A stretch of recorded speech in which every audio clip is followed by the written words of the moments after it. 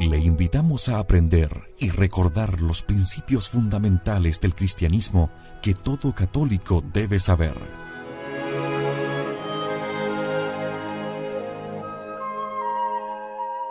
Le invitamos a conservar la doctrina católica y la verdad depositada por nuestro Señor Jesucristo con el Catecismo Mayor de San Pío X en Catecismo en Casa. El Catecismo del último Papa Santo, San Pío X.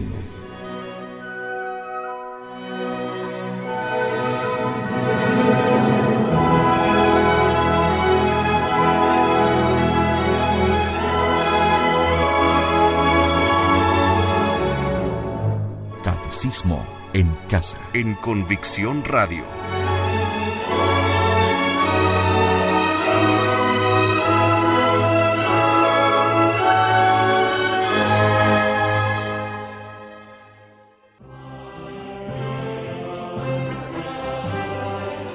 Catecismo en Casa. Una vez más, queridos amigos, llega hasta ustedes, y tengo el agrado de hacerlo, desde Convicción Radio, este catecismo de San Pío X, que es el catecismo de siempre. No admite otros, sobre todo con novedades. Así es que vamos de inmediato, queridos amigos.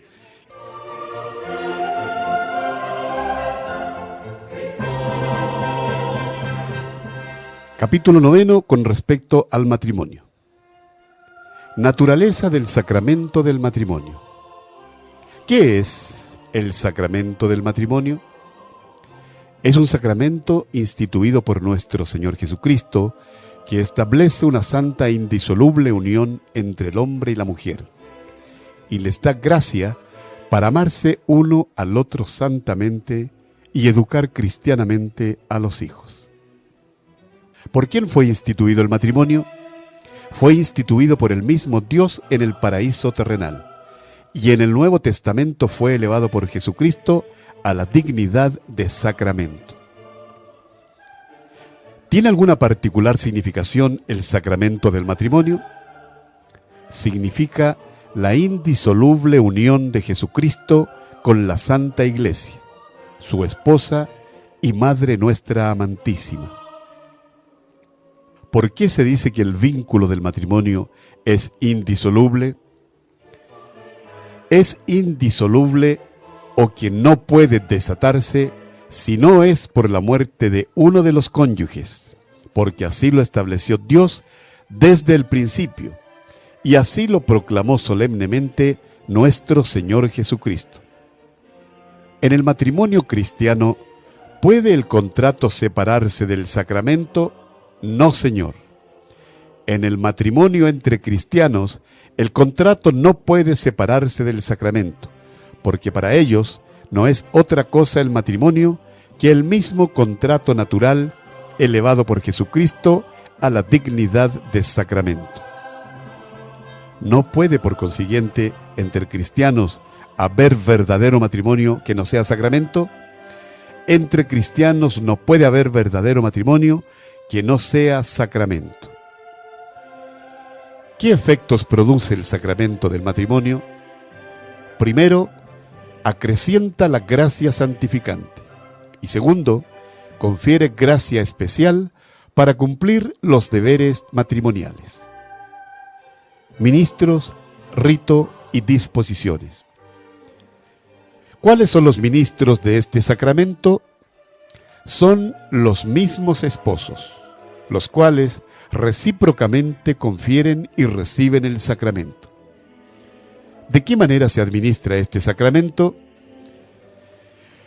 Este sacramento, como conserva la naturaleza de contrato, se administra por los mismos contrayentes con declarar en presencia de su párroco o del sacerdote a quien él delegare, y de dos testigos que se unen en matrimonio. ¿De qué sirve, pues, la bendición que da el párroco a los desposados? No es necesaria para constituir el sacramento, pero sirve para sancionar la unión de los mismos en nombre de la Iglesia, y para atraer sobre ellos más copiosamente las bendiciones de Dios. ¿Qué intención ha de tener quien contrae matrimonio? Ha de tener, primero, de hacer la voluntad de Dios que le llama a tal estado. Segundo, de procurar en él la santificación de su propia alma. Tercero, de educar cristianamente a los hijos si Dios se los diere. ¿Cómo se dispondrán los novios para recibir con fruto el sacramento del matrimonio? Primero, han de encomendarse de corazón a Dios para conocer su voluntad y alcanzar de Él las gracias necesarias en tal estado. Segundo, han de consultar a sus respectivos padres antes de hacer ninguna promesa, como lo exige la obediencia y respeto que se les debe. Tercero, han de prepararse con una buena confesión y aún general de toda su vida si fuera menester. Cuarto, deben apartarse de toda peligrosa familiaridad en el trato mutuo, ya de palabra, ya de obra. ¿Cuáles son las principales obligaciones de las personas unidas en matrimonio? Primero, han de guardar inviolablemente la fidelidad conyugal y portarse siempre y en todo cristianamente. Segundo, han de amarse uno a otro, conllevándose recíprocamente con paciencia y vivir en paz y concordia. Tercero, si tienen hijos, han de pensar seriamente en proveerlos de lo necesario, darles cristiana educación y dejarles en libertad de escoger el estado a que Dios los llamare.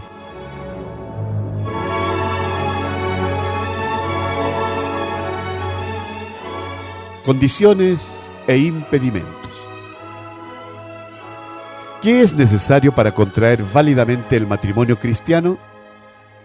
Es necesario estar libre de todo impedimento dirimente del matrimonio y dar libremente su consentimiento al contrato matrimonial delante del propio párroco o de un sacerdote delegado por él y de 2 testigos. ¿Qué es necesario para contraer lícitamente el matrimonio cristiano? Es necesario estar libre de los impedimentos impedientes del matrimonio, saber las cosas principales de la religión y hallarse en estado de gracia. De otra manera, se cometería un sacrilegio. ¿Qué son los impedimentos del matrimonio? Son ciertas circunstancias que hacen el matrimonio o inválido o ilícito. En el primer caso, se dicen impedimentos dirimentes. En el segundo, impedimentos impedientes. Dadme algún ejemplo de impedimento dirimente. Impedimentos dirimentes son, por ejemplo, la consanguinidad hasta el 3er grado inclusive, el parentesco espiritual proveniente del bautismo, el voto solemne de castidad, la diversidad de religión entre bautizados y no bautizados, etc. Decidme algún ejemplo de impedimento impediente. Son, por ejemplo, el tiempo prohibido, el voto simple de castidad, etc. ¿Están obligados los fieles a manifestar a la autoridad eclesiástica los impedimentos del matrimonio que conocen? Los fieles están obligados a manifestar a la autoridad eclesiástica los impedimentos del matrimonio que conocen, y por esta causa publican los párrocos las amonestaciones o proclamas. ¿Quién tiene potestad de establecer impedimentos matrimoniales, de dispensar de ellos y de juzgar de la validez del matrimonio cristiano? Solo la Iglesia tiene potestad de poner impedimentos y de juzgar de la validez del matrimonio entre cristianos, así como solo la Iglesia puede dispensar de los impedimentos que ella ha puesto. ¿Y por qué solo la Iglesia tiene potestad de poner impedimento y de juzgar de la validez del matrimonio? Porque, como en el matrimonio cristiano no puede el contrato separarse del sacramento, aún el contrato cae bajo la potestad de la Iglesia, que es la única que recibió de Jesucristo el derecho de legislar y decidir en cosas sagradas. ¿Puede la autoridad civil desatar con el divorcio el vínculo del matrimonio cristiano? No, señor. La autoridad civil no puede desatar el vínculo del matrimonio cristiano, porque no tiene poder para entrometerse en materia de sacramentos ni separar lo que Dios juntó.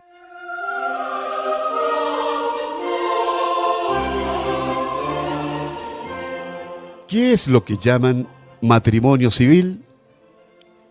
No es más que una formalidad prescrita por la ley a fin de dar y asegurar los efectos civiles a los casados y a sus hijos. ¿Basta para un cristiano el matrimonio o contrato civil? No basta el contrato civil, porque no es sacramento, y por consiguiente no es verdadero matrimonio. ¿En qué condiciones entonces se hallan los esposos que viven unidos sin haber contraído más que el matrimonio civil?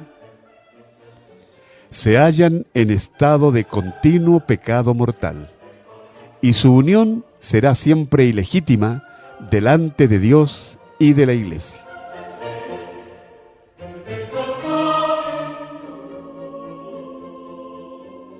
De las virtudes principales. Virtudes teologales. ¿Qué es virtud? Virtud es una cualidad del alma que da propensión, facilidad y prontitud para conocer y obrar el bien. ¿Cuántas son las principales virtudes sobrenaturales? Son 7, 3 teologales y 4 cardinales. ¿Cuáles son las teologales? Fe, esperanza y caridad. ¿Por qué se llaman virtudes teologales? Se llaman así porque tienen a Dios por objeto inmediato y principal, y Él mismo nos las infunde. ¿De qué manera las virtudes teologales tienen a Dios por objeto inmediato? Las virtudes teologales tienen a Dios por objeto inmediato porque con la fe creemos en Dios y creemos todo cuanto Él ha revelado. Con la esperanza, esperamos poseer a Dios. Con la caridad, amamos a Dios y en Él nos amamos a nosotros mismos y al prójimo. ¿Cuándo nos infunde Dios en el alma las virtudes teologales? Dios, por su bondad, nos infunde en el alma las virtudes teologales cuando nos hermosea con su gracia santificante. Y por esta razón, al recibir el bautismo, fuimos enriquecidos con estas virtudes y juntamente con los dones del Espíritu Santo. ¿Basta para salvarse haber recibido en el bautismo las virtudes teologales? Para el que tiene uso de razón, no basta haber recibido en el bautismo las virtudes teologales, sino que es necesario el frecuente ejercicio de sus actos. ¿Cuándo estamos obligados a hacer actos de fe, esperanza y caridad? Primero, llegados al uso de razón. Segundo, muchas veces en el transcurso de la vida. Tercero, en peligro de muerte.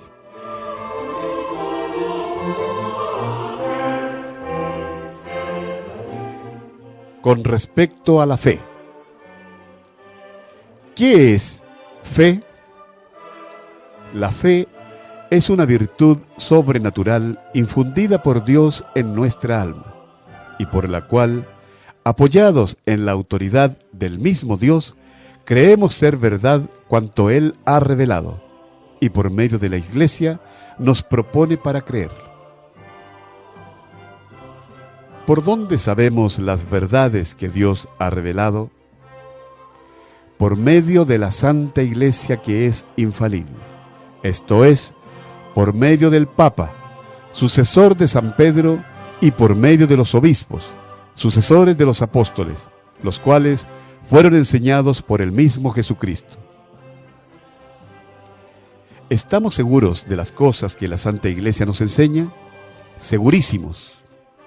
Segurísimos estamos de las cosas que la Santa Iglesia nos enseña, porque Jesucristo ha empeñado su palabra de que la Iglesia no será engañada jamás. ¿Por qué pecados se pierde la fe? Se pierde la fe negando o dudando voluntariamente, aunque no sea sino de un artículo de los que se nos proponen para creer. ¿Y cómo se recobra la fe perdida? Se recobra arrepintiéndose del pecado cometido y creyendo de nuevo todo lo que cree la Santa Iglesia.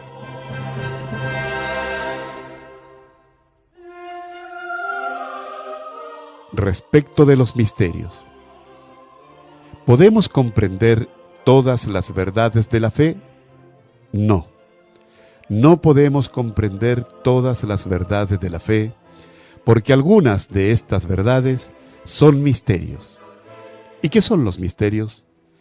Son verdades superiores a la razón que hemos de creer aunque no las podamos comprender.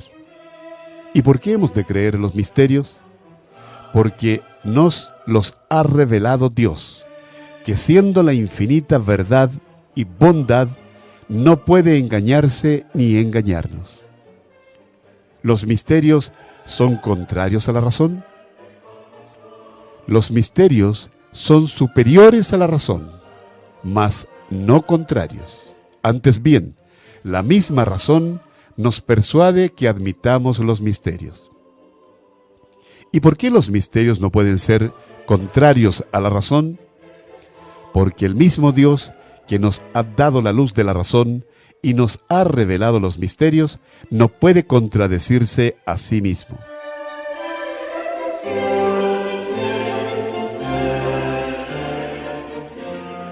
Respecto de la Sagrada Escritura, ¿dónde se contienen las verdades que Dios ha revelado? Se contienen en la Sagrada Escritura y en la tradición. ¿Qué es la Sagrada Escritura?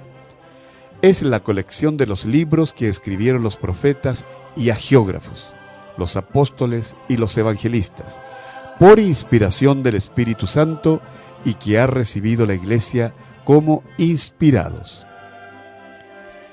¿En cuántas partes se divide la Sagrada Escritura? En dos partes, Antiguo y Nuevo Testamento.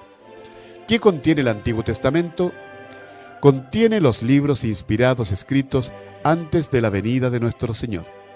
¿Y el Nuevo Testamento? El Nuevo Testamento contiene los libros inspirados escritos después de la venida de nuestro Señor. ¿Cómo se llama comúnmente la Sagrada Escritura? La Sagrada Escritura se llama comúnmente con el nombre de Sagrada Biblia. ¿Y qué quiere decir la palabra Biblia? Quiere decir la colección de los libros santos, el libro por excelencia, el libro de los libros, el libro inspirado por Dios. ¿Por qué la Sagrada Escritura se llama el libro por excelencia? Por la excelencia de la materia de que trata y por su autor. ¿No puede haber error en la Sagrada Escritura? En la Sagrada Escritura no puede haber error alguno, porque siendo toda inspirada, el autor de todas sus partes es el mismo Dios. ¿Puede haber errores en las copias y traducciones de la Sagrada Escritura? Puede haber errores, o de los copistas o de los traductores, mas en las ediciones revisadas y aprobadas por la Iglesia Católica no puede haber errores en lo que atañe a la fe o a la moral. ¿Es necesaria a todos los cristianos la lectura de la Biblia? La lectura de la Biblia no es necesaria a todos los cristianos, porque ya están enseñados por la Iglesia, pero es muy útil y a todos recomendada. ¿Puede leerse cualquier traducción vulgar de la Biblia? Puede leerse cualquier traducción vulgar de la Biblia, con tal que esté reconocida como fiel por la Iglesia Católica y vaya acompañada de explicaciones aprobadas por la misma Iglesia. ¿Por qué solo se pueden leer las traducciones de la Biblia aprobadas por la Iglesia? Porque ella sola es la guarda legítima de la Biblia. ¿Por quién podemos conocer el verdadero sentido de las Sagradas Escrituras?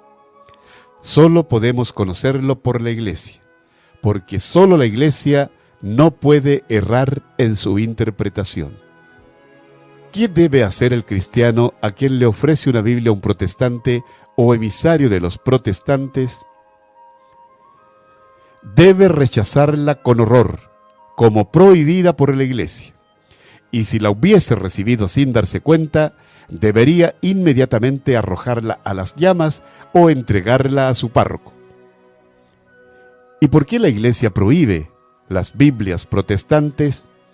Porque o están alteradas y contienen errores, o porque, faltándoles la aprobación y notas declarativas de los sentidos oscuros, pueden dañar a la fe. Por esto, la Iglesia prohíbe hasta las traducciones de la Sagrada Escritura aprobadas antes por ella, pero reimpresas después sin las explicaciones aprobadas por la misma.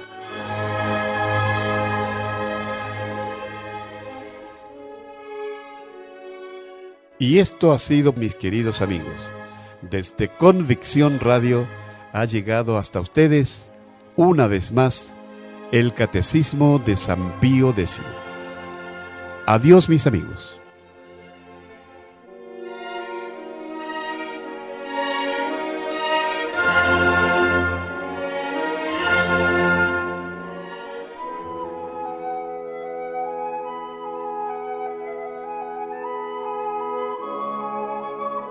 Le invitamos a aprender y recordar los principios fundamentales del cristianismo que todo católico debe saber.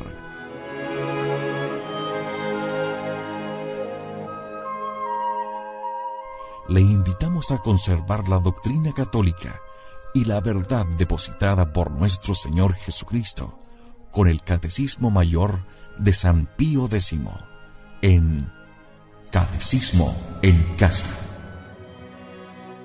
El Catecismo del último Papa Santo, San Pío X.